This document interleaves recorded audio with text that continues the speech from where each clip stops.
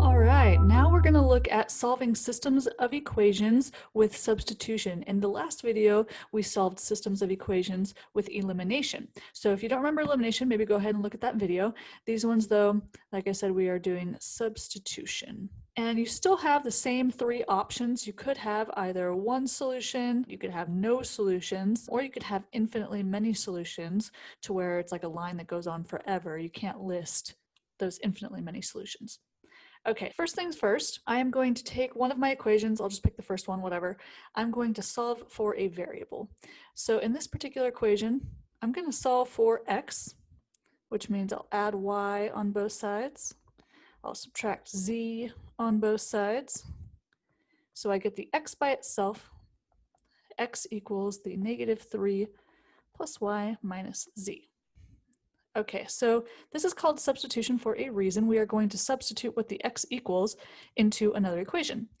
You can pick whichever one. I'm just plugging it into the second equation. So I will substitute in the entire -3 plus y minus z. I'm subbing it in for x because x equals the -3 plus y minus z. And whenever I substitute something in, I put it in with parentheses.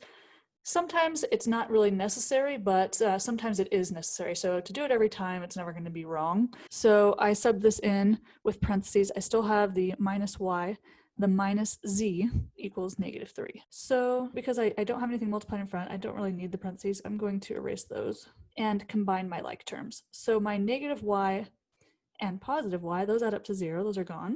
The z's, I can combine -z and -z for a -2z. And I still have this -3. I'm going to add 3 on both sides. -3 plus 3 is 0. And if I divide by -2 on both sides, then my z equals 0. So we have solved for z. Next up, I am going to sub information into my third equation. So I'm going to actually sub in what the x is equal to and what the z is equal to. I'm going to sub those all into the third equation. Now keep in mind, since z is 0, this z right here, I don't need to put -0. It's like x equals -3 plus y. Okay, so when I sub these in to the third equation, what I get is 5x, which again, my x is -3 plus y, and I put the entire -3 plus y in parentheses. 5x minus 5y plus z, again, z equals 0, so I don't really need to write plus 0. And then it equals a -15. So now I'm going to solve for y. So I distribute the 5 for -15 plus 5y, and then I have minus 5y still, equals a -15. Positive 5y minus 5y is 0y. I have no y's. All I have left are the -15 equal to -15. Okay, so I don't have a variable left. It's true, -15 does equal -15, that's true, but I don't have anything left to solve for.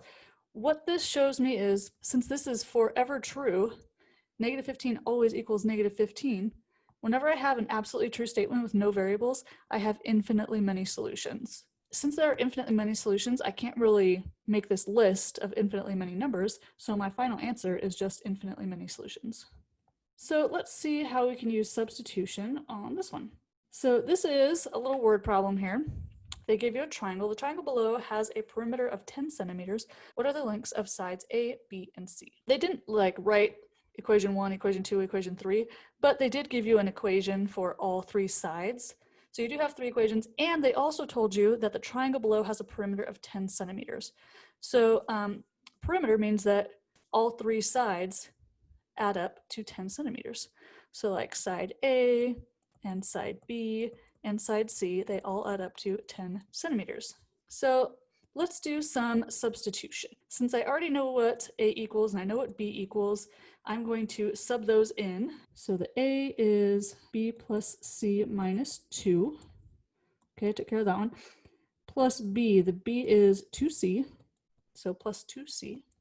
And then plus C equals 10. Again, I don't have anything multiplied in front of the parentheses, so I can just kind of drop these parentheses. And I could solve this if it were all one variable. Currently, I still have this B in here, though.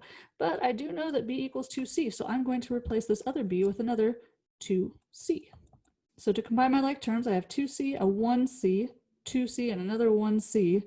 So I have a total of 6 c's, and I still have the minus 2 equals 10. So to solve, I'm going to add 2 on both sides and divide by 6 on both sides. So c equals 2. All right, since I have the c, I can now sub this back in and go get my other variable. B is 2 times c, which my c is 2. So b is 2 times 2, so 4. Last but not least, let's go get a. We're going to plug both of these in for a. A equals the b, which is 4, plus c, which is 2, minus 2. So our a is 4.